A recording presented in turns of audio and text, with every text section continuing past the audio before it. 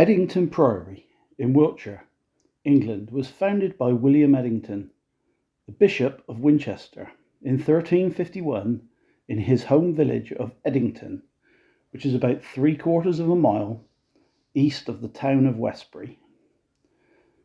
The Priory Church was consecrated in 1361 and continues in use as the parish church of St Mary, St Catherine and All Saints. A little bit on the history of this old priory stroke church. So Edington was recorded in the Domesday Book of 1086. At that time it was held by Romsey Abbey. The nuns of Romsey provided a church for their tenants at Edington, and the remains of a late Norman church were found during restorations in the 19th century.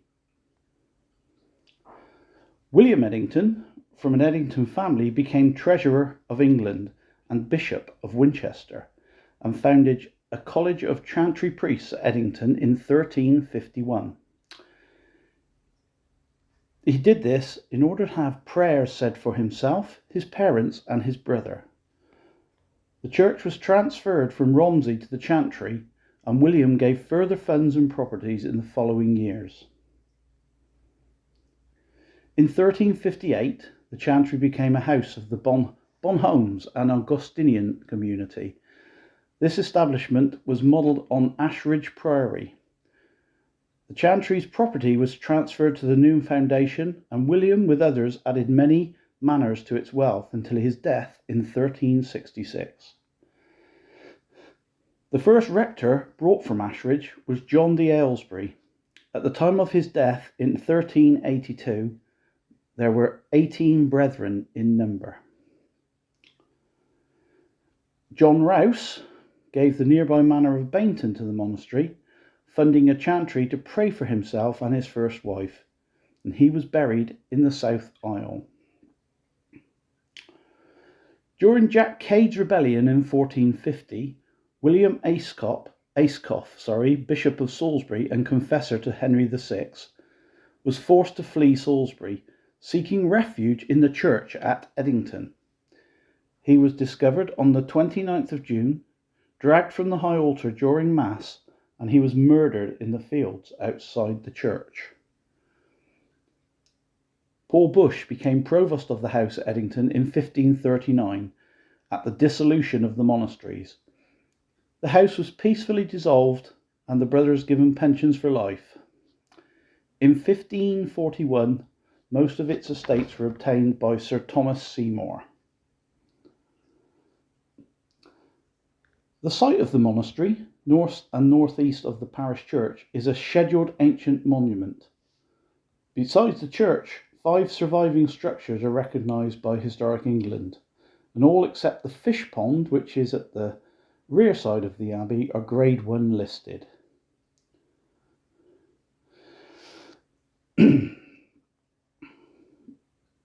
About 400 metres southwest of the church is a small 14th century building over the Ladywell Spring with stone water troughs, and it is believed that a conduit would have carried water from here to the monastery.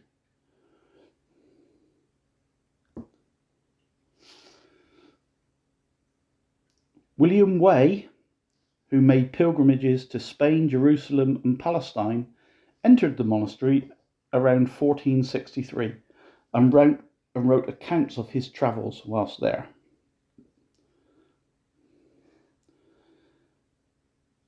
The church stands today a good example of the transition between the decorated and perpendicular style of church building. It's a wonderful church and a highly important church. It is so varied in its skyline and so freely embattled that it looks like a fortified mansion. It was listed at Grade 1 in 1968. The whole 14th century church survives, with its interior enhanced in the 17th century, and there was a restoration by Charles Ponting in 1888 to 1891. Ponting also restored the limestone cross in the churchyard, which may date from early in the 19th century. The church has medieval glass and contains the burial monuments of several local notables, including tombs removed from St Giles at Imber during the early 1950s, following the evacuation of that village in 1943.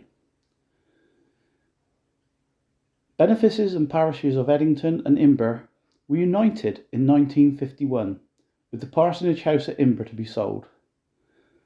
Today the parish is part of the benefice of Bratton, Edington, Imber, Coulston and Earlstoke.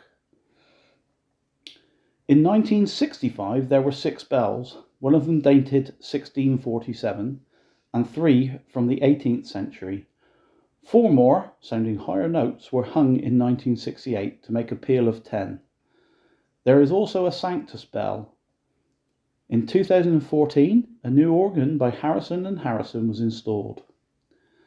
Every August since 1956, a festival of church music, the Edington Festival of Music, is held within the liturgy. The Edington Festival of Music within the liturgy is held here.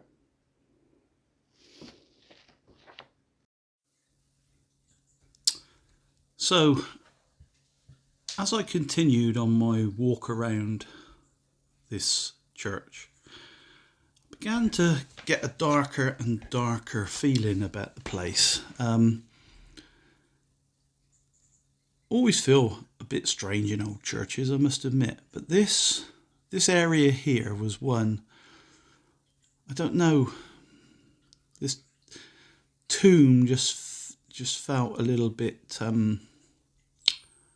just made me uneasy, I guess is the way I would describe it. Had a good look round at it.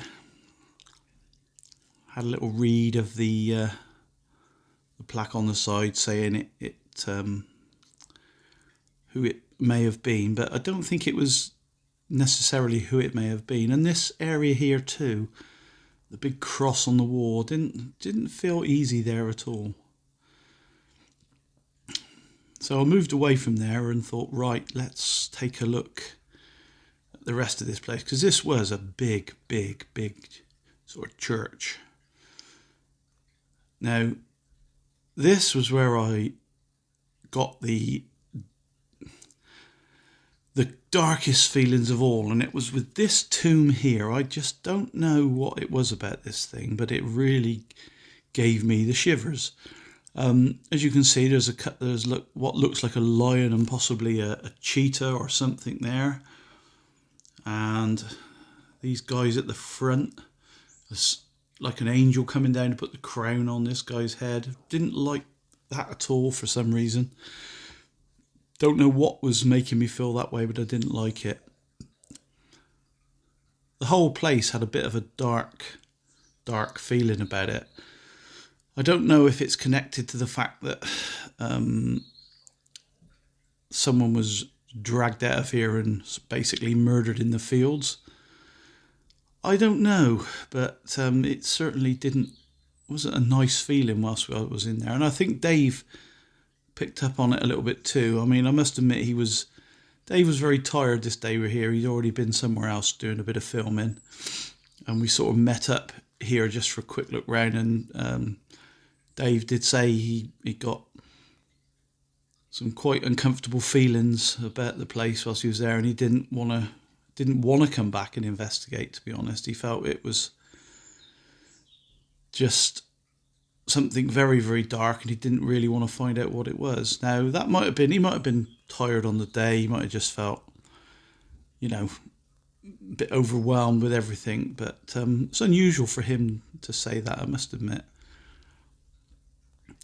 It's a funny thing with these old church buildings, isn't it? That on the surface, they're supposed to be places of worship where people go, and it's supposed to be, quite wholesome, nice feeling places. I very rarely get that in churches. For me, they feel quite dark and quite sinister. I'm not going to start a debate about religion. I don't care what people's religions are. People can choose whatever religion they want. That's not what this is about. It's just about a darkness that I feel in these places. They don't feel all light and happy to me. They feel dark and sinister, and I just wish I didn't feel that way in them, but I do. So as you can see, Dave's having a little wander around here, getting his thoughts and feelings together. I'm just following on behind him with the camera just to see what he's picking up on. So it's quite interesting over here. This was another spot that just felt a little uneasy. If we do ever come back and do an investigation here, the two tombs and this spot would be the places where I would like to see if I get any communication, any contact, because they were the darkest feeling spots for me. I don't know what Dave thought about that. I'll have to ask him. But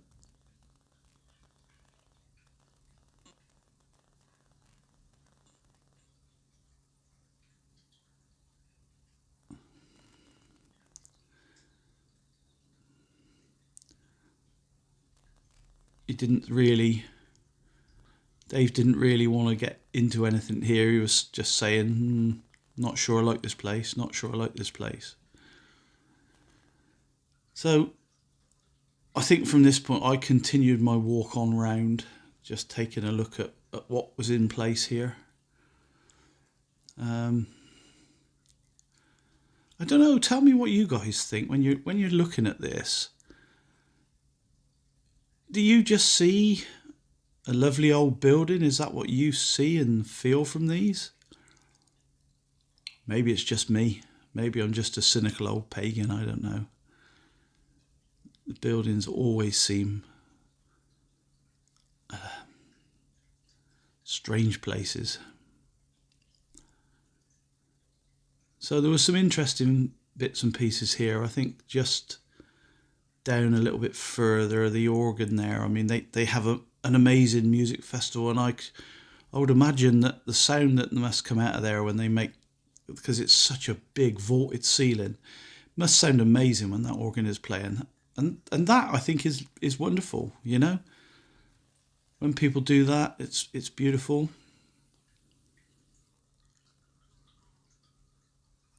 That was quite interesting. This was an altar table that came out of the church at Imber. So Imber is the old village on the Salisbury Plain that was taken over by the military and used for training, and all the people were evacuated.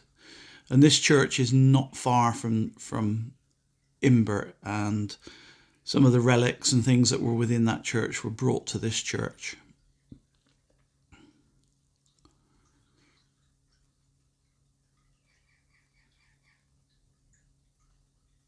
I think I had a little wander up here, yeah, just had a little look at all these beautiful artifacts. And I think at this point I was really feeling drawn back to these tombs. Although I didn't like them, I just felt intrinsically drawn to them. So this was one of the tombs. Not too bad at that one, didn't really get any major feelings there. And then back around to this one here, I think it was, on my right. And I think during the day here, I did do a couple of call outs to see if I could make contact with any spirits that might be here. I didn't get any responses, didn't hear anything, didn't feel anything, didn't sense anything.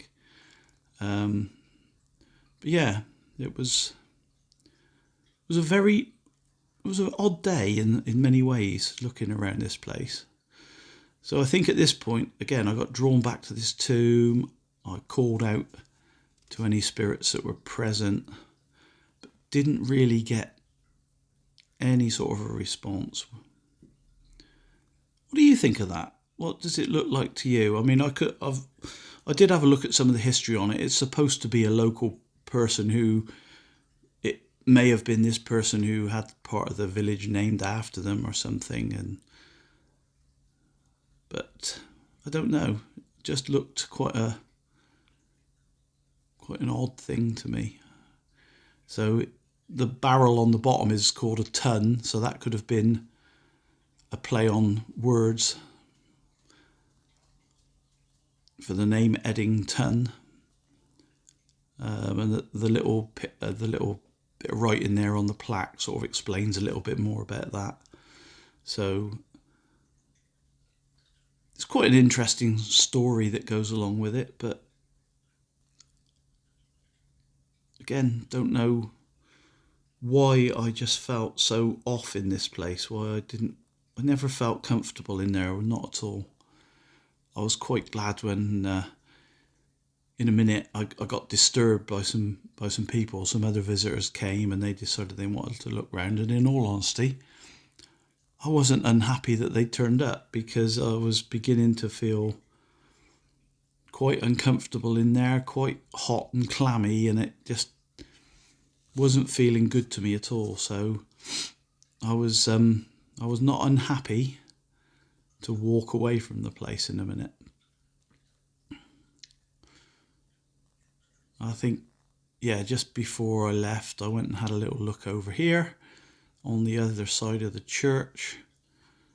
So this is another little area with another altar set up.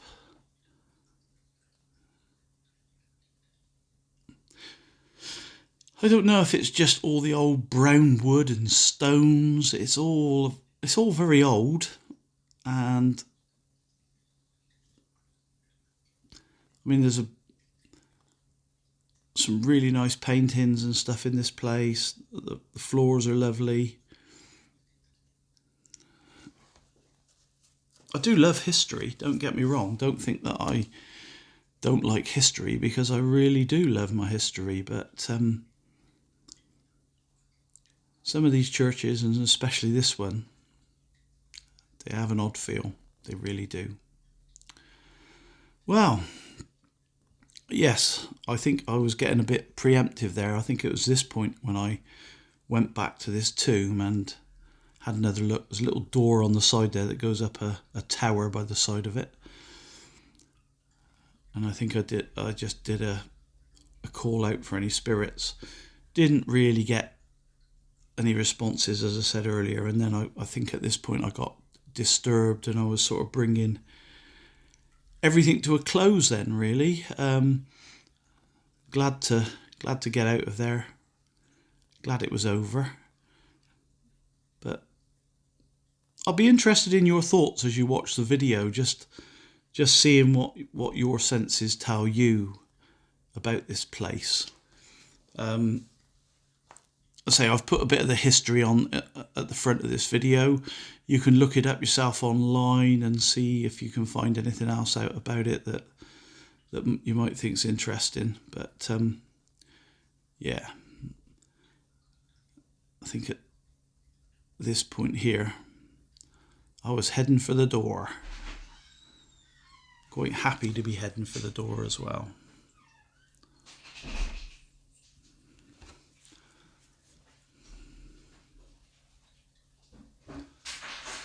So we're just having another walk around on the outside, and that's the end of the video. I really hope you all enjoyed it, and we'll see you all again soon. Paranormal Contact.